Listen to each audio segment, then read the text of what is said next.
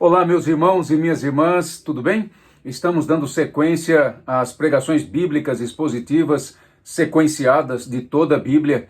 Estamos em Mateus capítulo 5. Quero convidar você a tomar a sua Bíblia com amor, reverência e fé e abri-la em Mateus capítulo 5, versículo 5 também. Está escrito: bem-aventurados os mansos, porque herdarão a terra. Amém? Vamos orar? Senhor nosso Deus, nesse momento em que abrimos a palavra santa do Senhor, vamos considerá-la e também queremos aplicá-la ao nosso coração pelo poder e ação do Espírito Santo do Senhor. Que o Senhor nos dê essa graça, agora e sempre, em nome de Jesus, nosso Deus, nosso Rei e Salvador. Amém.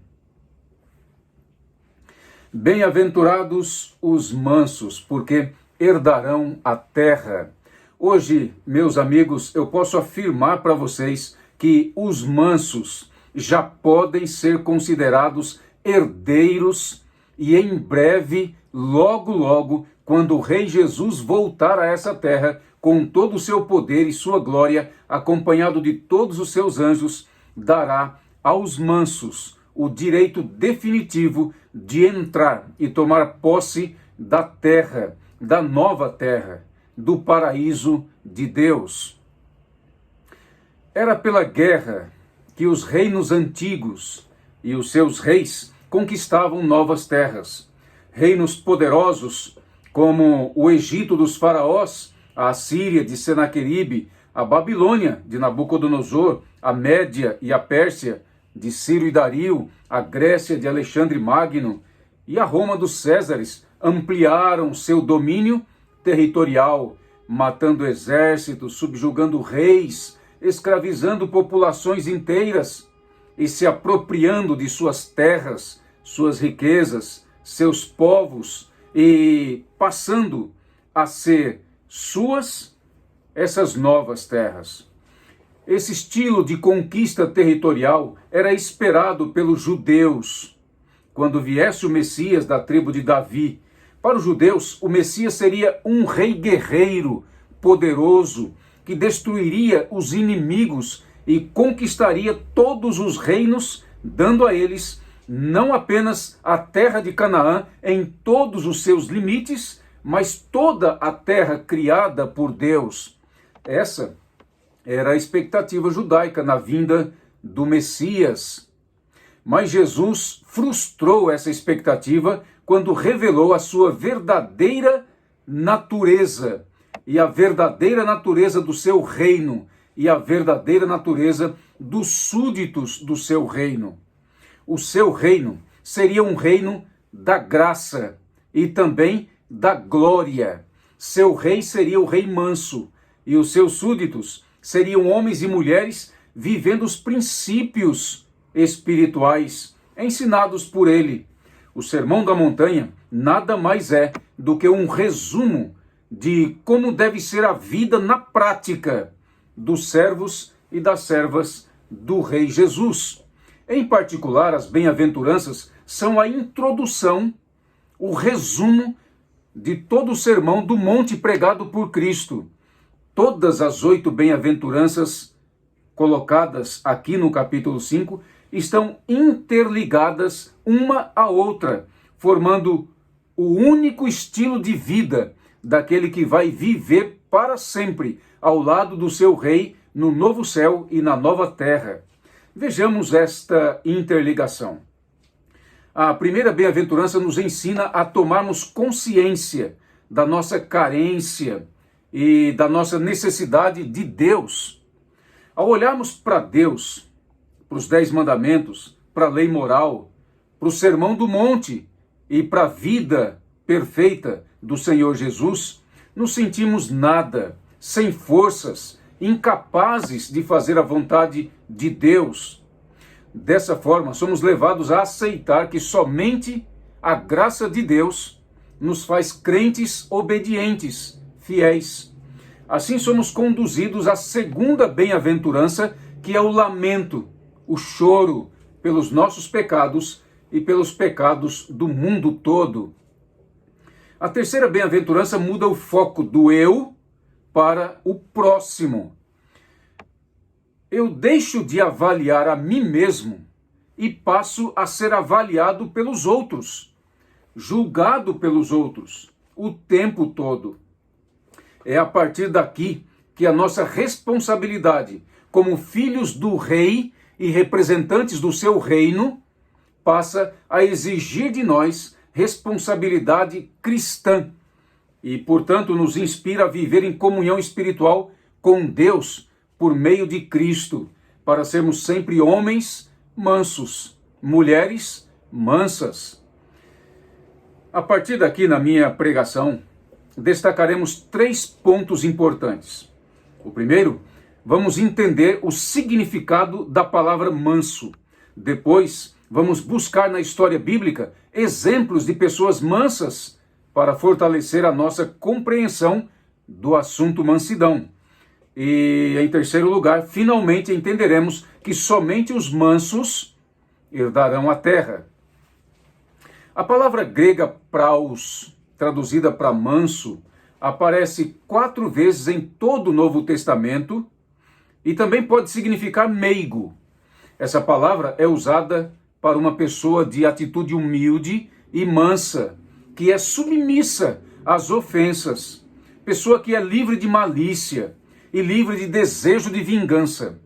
A palavra também pode ser traduzida por amistoso, amistosa, e pode se referir às pessoas que não se impõem aos demais de modo inescrupuloso e violento. Mansidão é, portanto, uma das qualidades mais importantes da filha e do filho de Deus. A grande característica de uma pessoa mansa é que ela está sob perfeito controle, mas esse controle não vem de nós mesmos, mas vem da ação poderosa do Espírito Santo em nossa vida, em nossa consciência, em nosso coração.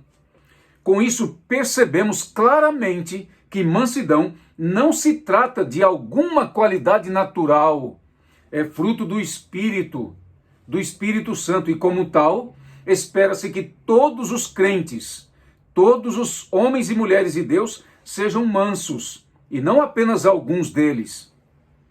Mansidão não é equivalente à fraqueza, à complacência. Não é uma atitude de paz a qualquer preço, pois o homem manso é alguém que acredita e defende com todo empenho a verdade e está disposto a morrer por ela, se for necessário. Os mártires, por exemplo, foram pessoas mansas, mas jamais foram débeis. Foram homens fortes, mentalmente fortes e espiritualmente fortes, por isso eram mansos. Jesus tirou esta passagem, bem-aventurados os mansos, porque herdarão a terra, do Salmo 37, versículo 11, com uma extensão no verso 22, no verso 29 e no verso 34. Se não, vejamos. Lá está escrito: mas os mansos herdarão a terra e se deleitarão na abundância de paz. Está escrito ainda: aqueles a quem o Senhor abençoa possuirão a terra, e serão exterminados aqueles a quem amaldiçoa.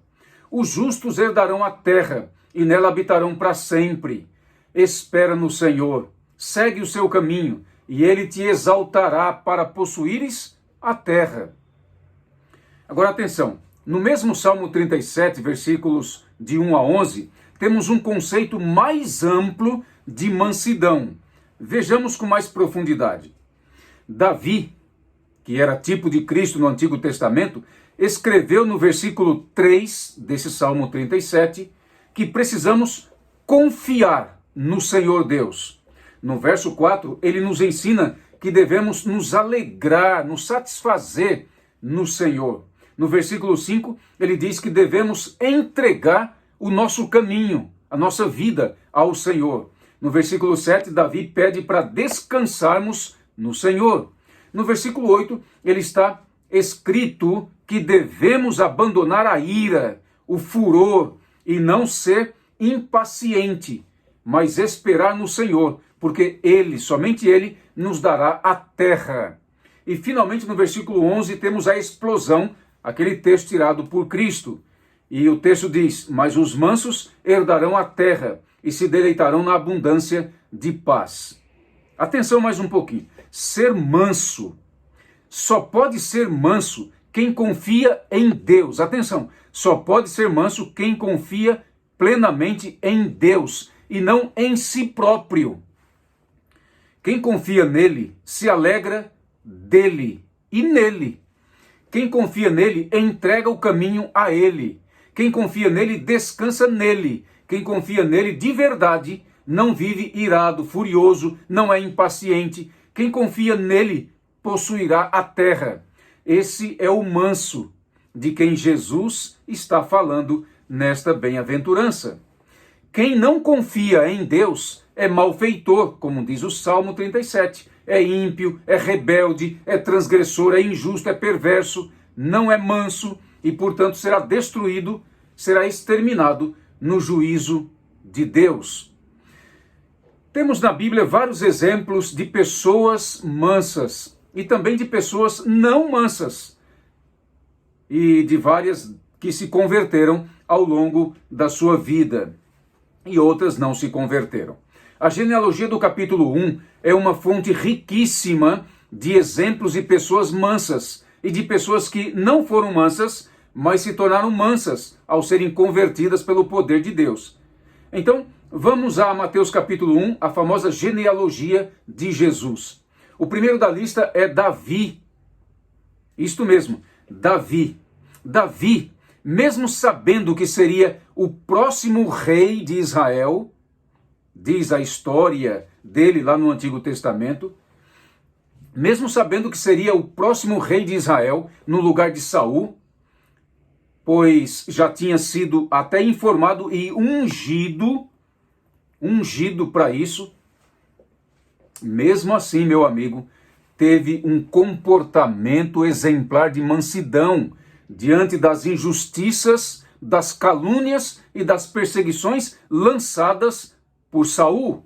Mas só teve esse comportamento manso porque ele era manso. Seu coração era manso, era voltado ao Senhor Deus, era como o coração de Deus. O próximo da lista genealógica é Abraão.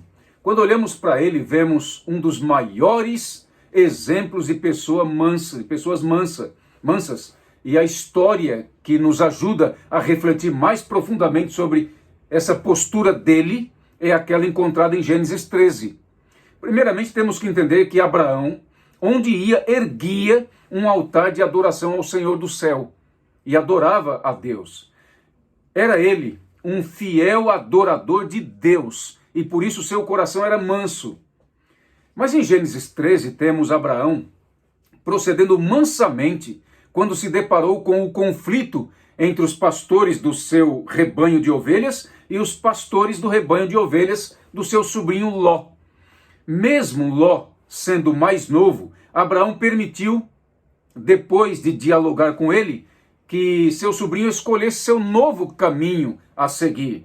Disse Abraão a Ló: não haja contenda entre mim e ti, e entre os meus pastores e os teus pastores, porque somos parentes chegados. Acaso não está diante de ti toda a terra? Peço-te que apartes de mim. Se fores para a esquerda, irei para a direita. Se fores para a direita, irei para a esquerda. Isto é mansidão, a atitude de uma pessoa mansa. Uma atitude realmente nobre, digna de exaltação.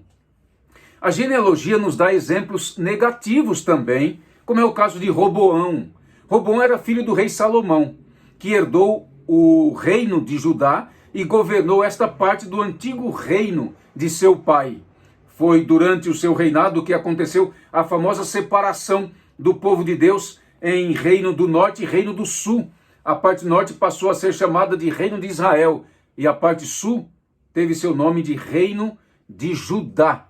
Uma das principais causas desta separação entre norte e sul durante seu reinado foi medidas arbitrárias que Roboão tomou contra os irmãos hebreus do norte. Ele fez o que era mal perante o Senhor. Além de ser idólatra, violento, sanguinário, ele também fez o que era mal perante o Senhor.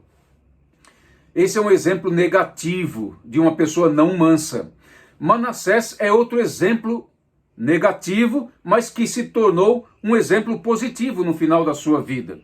A história de Manassés também está colocada aqui na genealogia, ou seja, o seu nome está colocado aqui na genealogia e a sua história está no Antigo Testamento. Ele é exemplo negativo, mas que nos dá esperança de mudança, porque ele foi mudado pelo poder de Deus. Ou seja, é possível sair de uma vida de rebelião contra Deus e contra o próximo para uma vida de mansidão com Deus e com o próximo. O rei Manassés, meu amigo, ficou conhecido na história por ter sido um dos piores reis do Reino do Sul, se não o pior deles.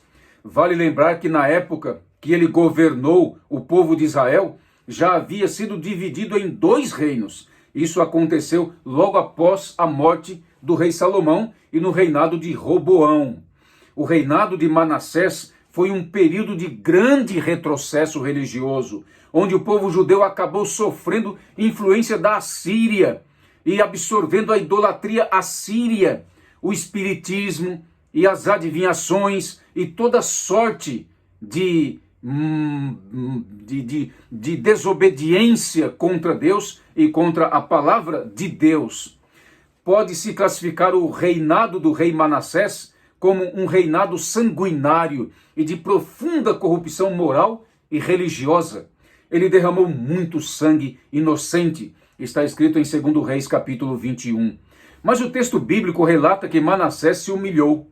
Isto mesmo, ele se humilhou e orou ao Senhor, pedindo clemência e misericórdia, demonstrando arrependimento e sendo restaurado por Deus, o que indica que seu arrependimento parece ter sido realmente genuíno, sincero, verdadeiro. Isso está apontado em 2 Crônicas, capítulo 33. Mas o Antigo Testamento nos dá o exemplo daquele que talvez tenha sido o maior exemplo de mansidão ali existente, Moisés. Moisés é descrito como o homem mais manso que já existiu na terra depois de Cristo. Ele não impunha sua própria vontade aos outros, mas antes rebaixava-se e humilhava-se, ou seja, se colocava como manso. Tanto no Egito quanto no deserto, ele não se rebelava e não se orgulhava diante de Deus. E mesmo na condução do povo pelo deserto, diante de todas as situações adversas, ele sempre era um ser manso e dócil, porém firme nos princípios sagrados da santa lei de Deus. No Novo Testamento temos alguns exemplos dignos de nota, como Estevão, Paulo e o nosso Senhor Jesus Cristo. Vamos então ao maior de todos, o Senhor Jesus. O capítulo 1 de Mateus registra o seu nascimento humilde, como um cordeirinho manso. As qualidades desse rei manso são descritas como maravilhoso conselheiro, Deus forte, Pai da eternidade, príncipe da paz. O apóstolo Paulo escreveu que o Senhor se esvaziou, isto mesmo, Jesus se esvaziou e assumiu a forma de servo, não julgando com usurpação o ser igual a Deus. No capítulo 2 de Mateus, o Senhor Jesus é visto em total contradição ao rei Herodes.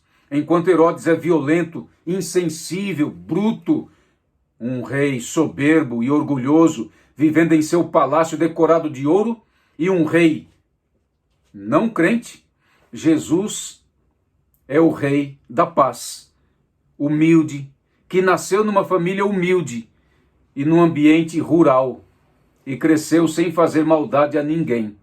Exatamente como um cordeiro manso, e não como um cabrito violento. No capítulo 3, Jesus é tido por João Batista, lá no Jordão, no seu batismo, como o Cordeiro de Deus que tira o pecado do mundo. Ele desce às águas batismais, identificando-se com o pecador, e é levado pelo Espírito Santo ao deserto. Semelhantemente a Moisés, o Senhor fica lá no deserto por um período de abnegação total e de comunhão plena com seu Pai. Depois de 40 dias e 40 noites jejuando, o dragão Satanás apareceu e violentamente o atacou com as mais cruéis tentações. O diabo chegou ao ponto de oferecer a Cristo a terra toda como prêmio, se tão somente fosse adorado por ele. Mas Cristo não aceitou, sabendo que não é desse jeito que se conquista a terra. É pela devoção plena a Deus, somente pela adoração plena a Deus. Jesus assegurou, deixou claro que os mansos, somente os mansos, herdarão a terra, a nova terra.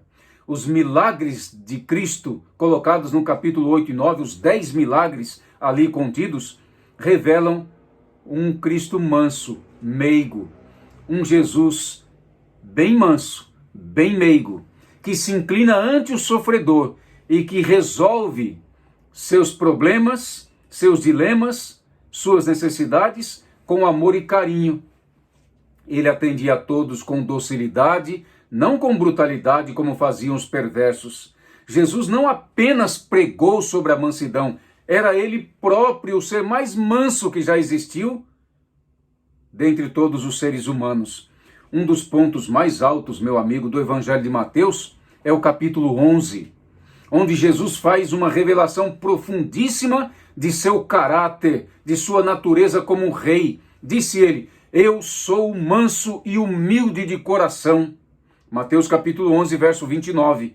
Venham a mim, disse ele, venham todos a mim, e vocês serão perdoados, serão refeitos e se tornarão iguais a mim. Aleluia! Glória a ele por isso. Mas o Evangelho de Mateus, meu amigo, avança para um ponto mais alto ainda da mansidão do nosso Senhor Jesus Cristo. Depois que ele passou aquele período de intensa comunhão com o Pai no horto do Getsêmani, o traidor Judas chegou com os principais sacerdotes, os anciãos e os capitães do templo, mais uma turba enfurecida de soldados que vieram em nome dos líderes. Eles estavam armados com espadas e porretes. Ao ser traído, ainda chamou o traidor de amigo. Sem oferecer resistência, Jesus deixou ser apanhado e preso.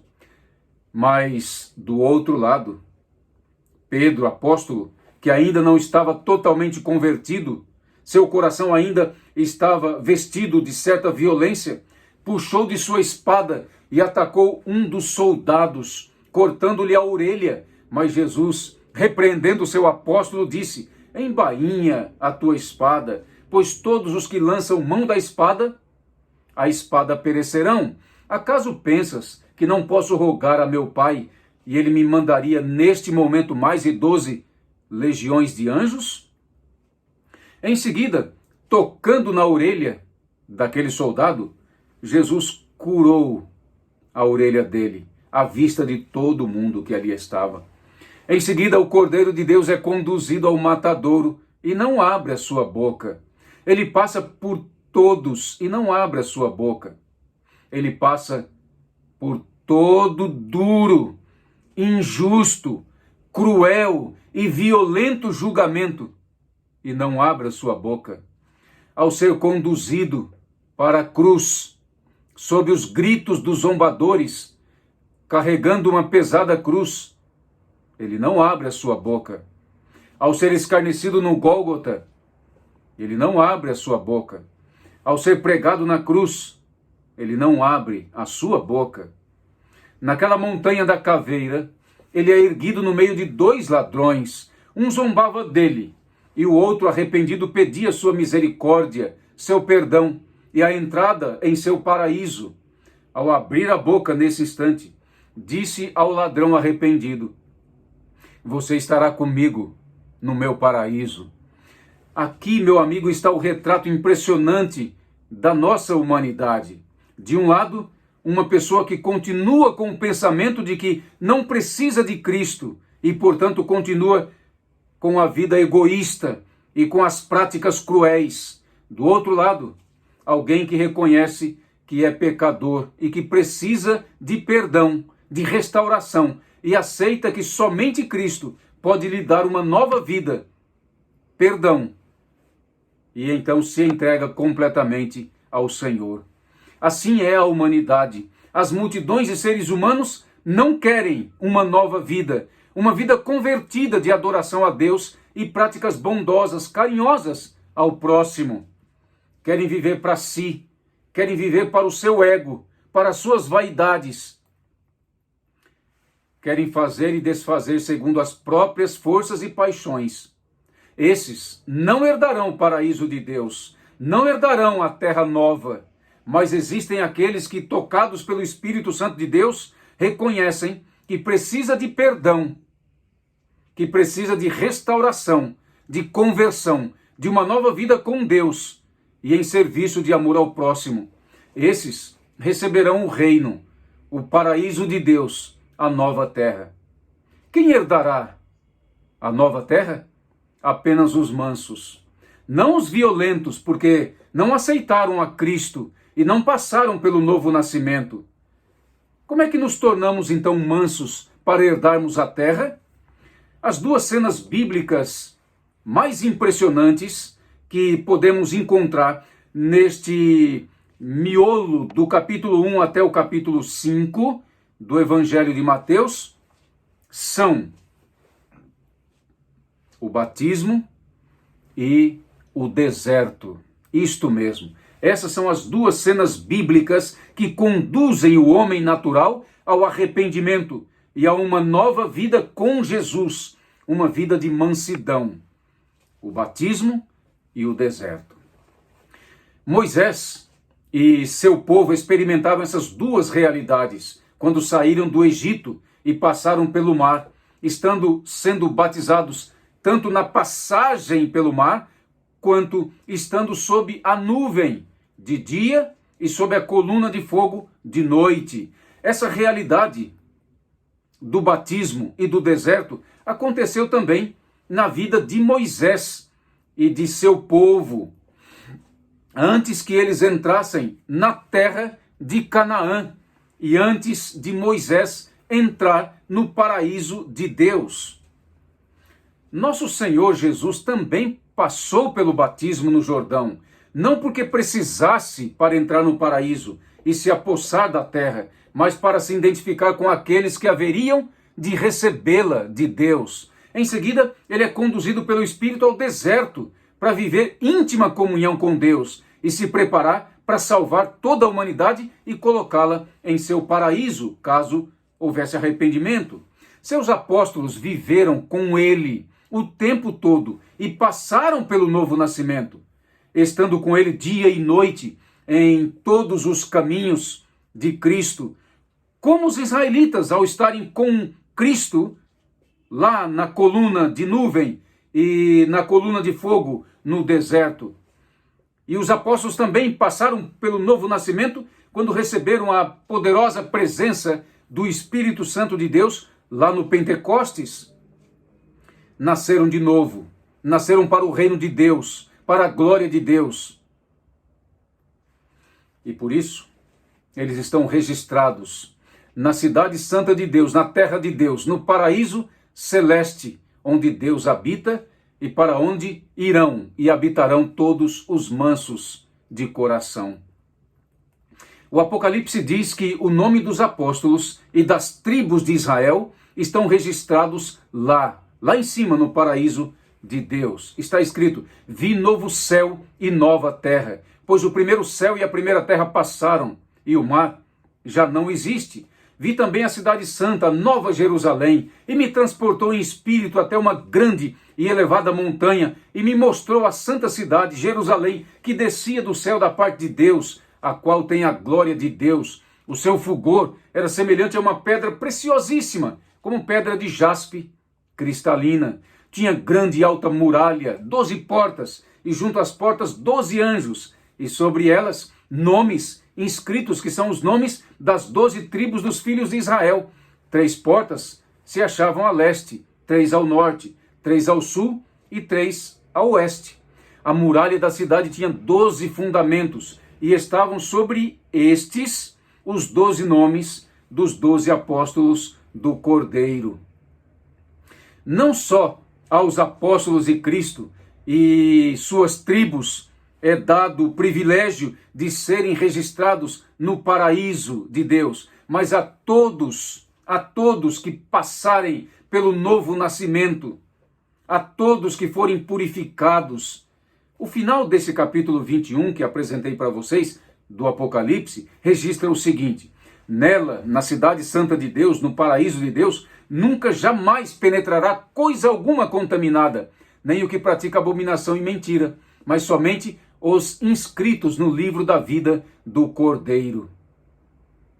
Jesus, meu amigo querido, voltará para buscar os mansos e introduzi-los na sua nova terra. O convite de Jesus para você hoje é para que você tenha uma nova vida com Ele. Esse convite vem dele, mas vem também do Espírito Santo dele e da sua noiva. Vinde a mim, disse ele, todos os que estáis cansados e sobrecarregados, e eu vos aliviarei. Venham a mim, e eu vou perdoar cada um de vocês, e vou dar a vocês um novo coração, uma nova vida.